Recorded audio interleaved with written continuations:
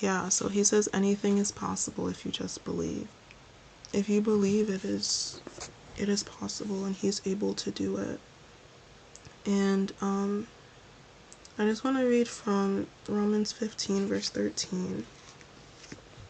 It says, "May the God of hope fill you with all joy and peace in believing, through the experience of your faith, that by the power of the Holy Spirit you will abound in hope and overflow with confidence in his promises."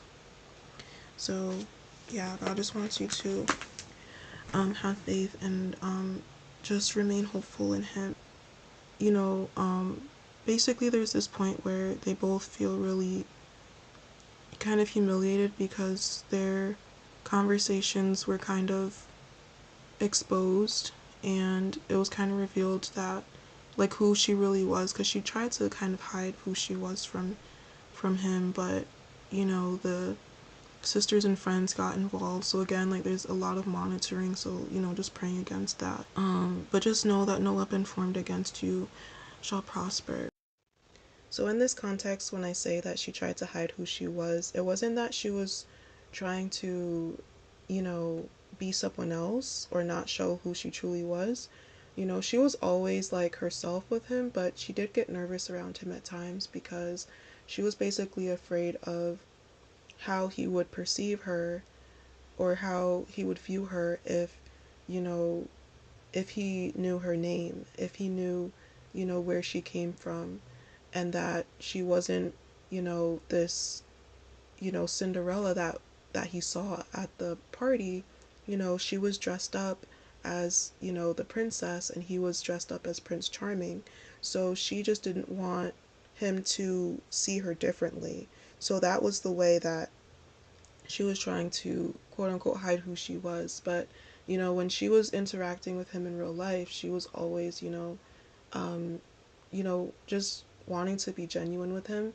But she was also a little bit reserved because, you know, she could tell that he was kind of holding back in terms of him, you know, showing who he was, because you know, it was like the ego versus the real him, and she didn't know which side she was getting, but he wanted her to be able to see, you know, both. But there was a point where he had to really decide who he was going to be.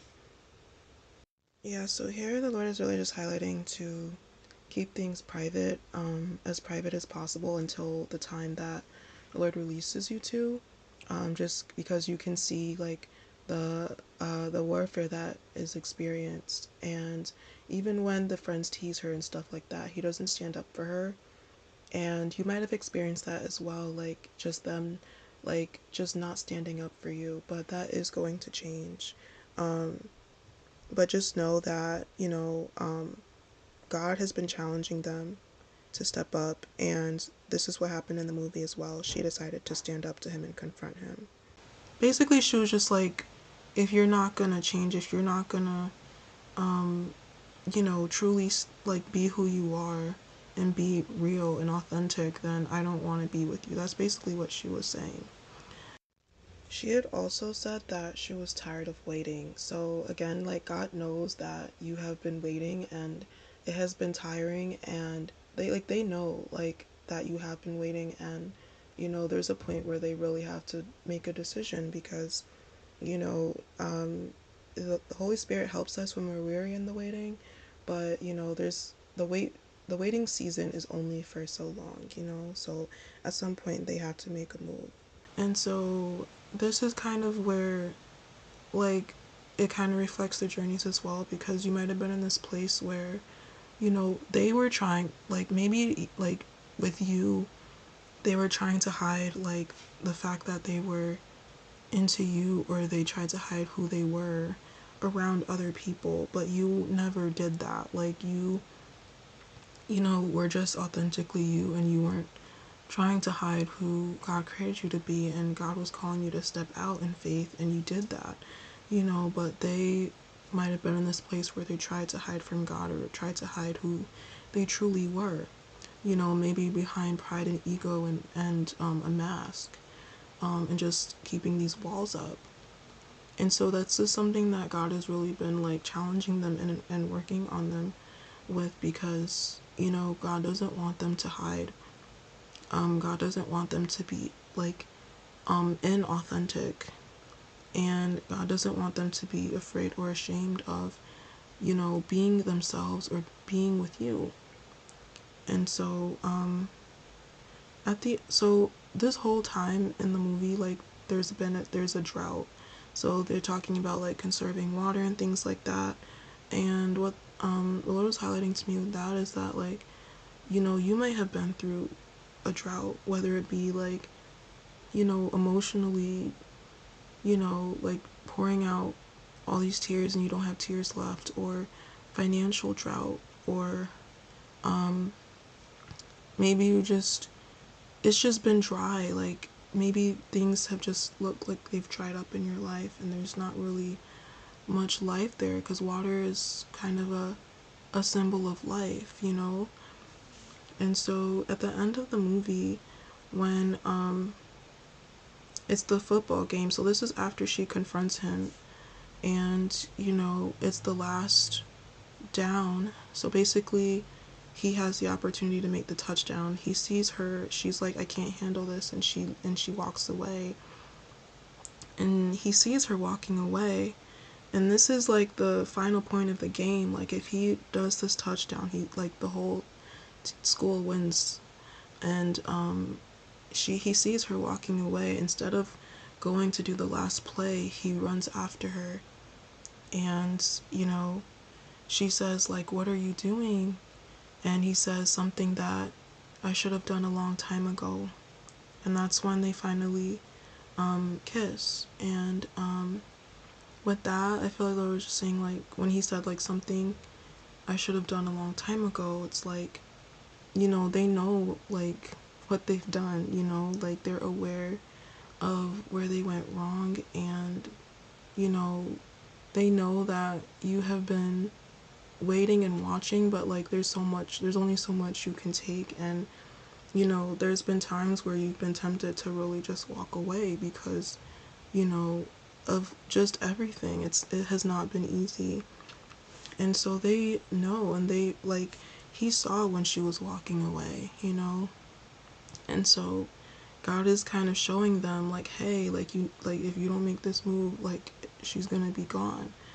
And so that is kind of why they've been kind of prompted to run towards you, you know? And even when he was, you know, the dad was like, what are you doing? And the ex was calling out his name, and people were just like, hey, like, stop, like, you know, what are you doing with your life, and things like that. So even as they're, you know, trying to, you know, make this move, before it's too late, like, they have the opposing voices saying, hey, what are you doing? Hey, stop. And it could even be the enemy in their head, but, you know, there's just these voices that are trying to oppose them as they're moving towards you. But he didn't let those voices stop him, and he made it to her. So when they finally did kiss, all of a sudden there's a raindrop that falls on his cheek, and then it starts raining. So that just goes to show that, like, you know, God is restoring, you know.